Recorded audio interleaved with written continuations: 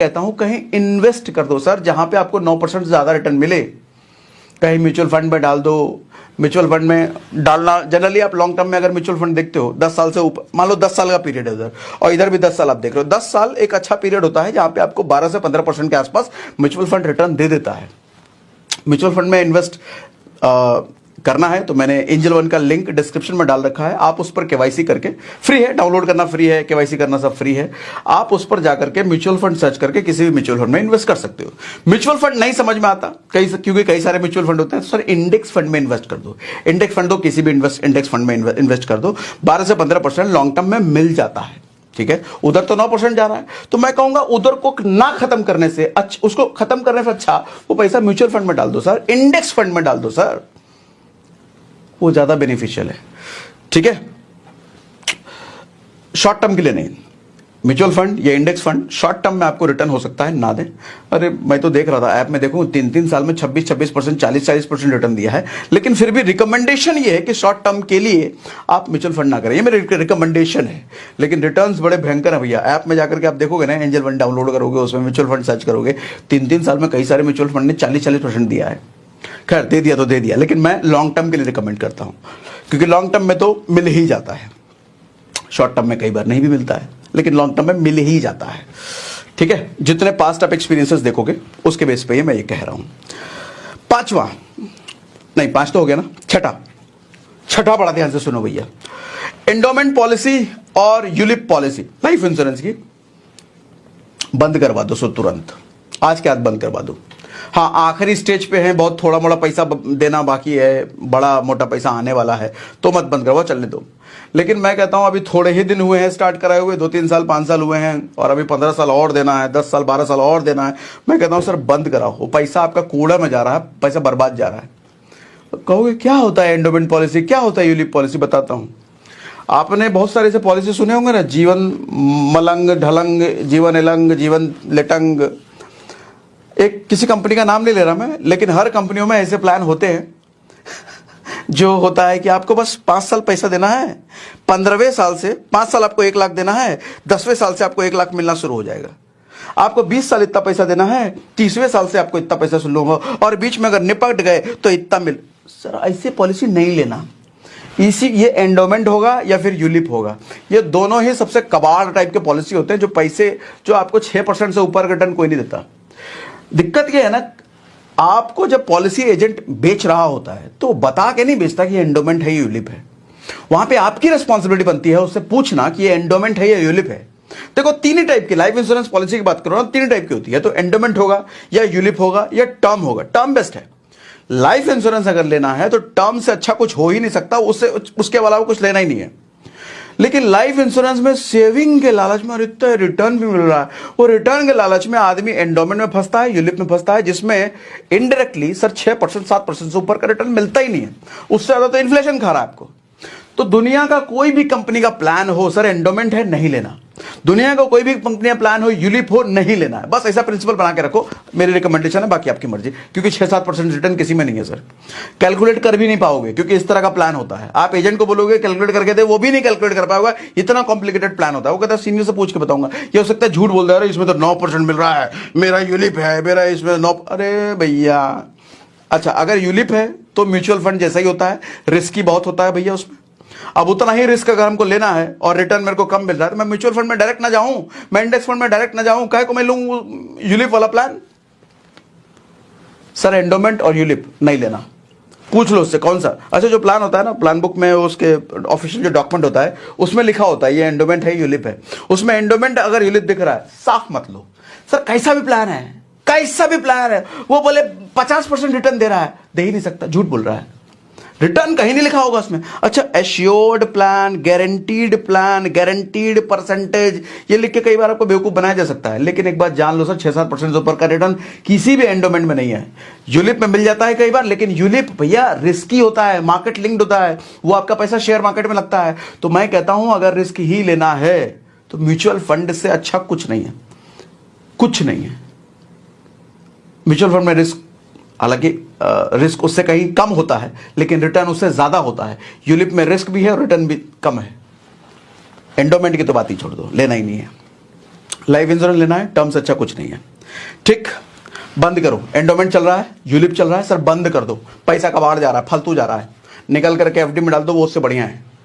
आप कहोगे मर जाएंगे तो मरने पे क्या मिलेगा? टर्म लो ना।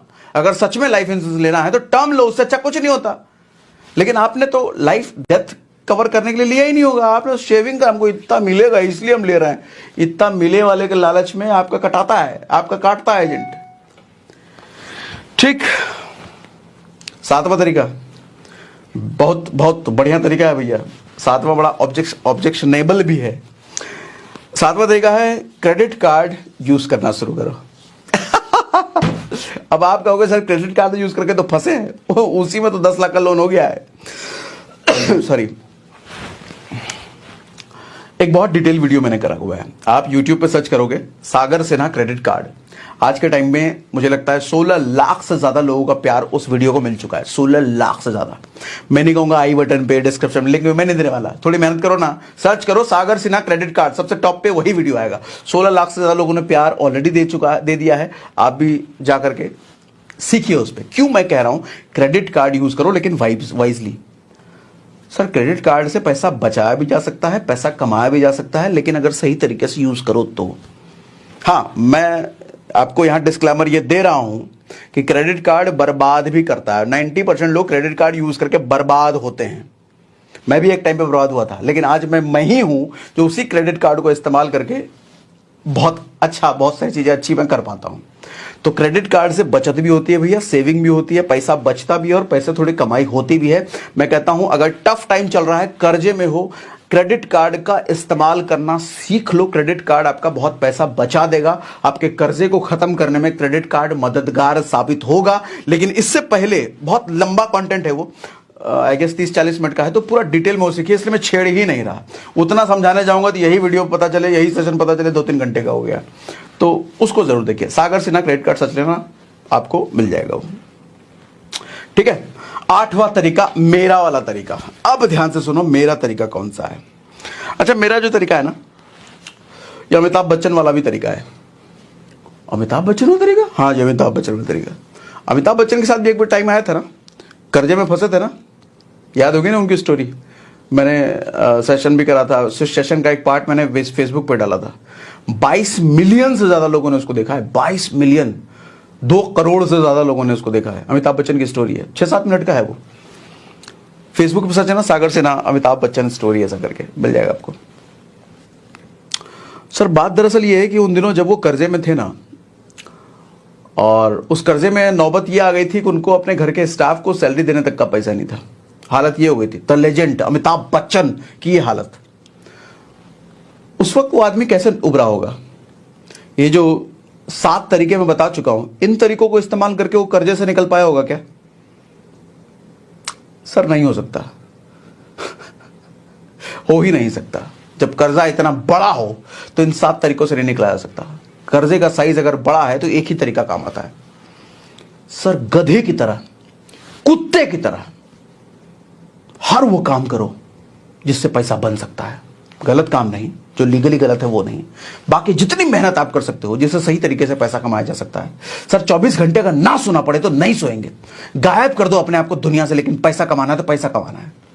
हर वो काम करो जिसको दुनिया काम कह रही है, बहुत छोटा काम है, तो गरीबों का काम है, रिक्शा चलाने वाला काम, रिक्शा भी चलाना पड़े, अगर उससे पैसा बनता है अच्छा खासा तो चलाओ। अमिताभ बच्चन ने रिक्शा चलाने जैसा ही काम किया था सर, बताता हूं सुनो।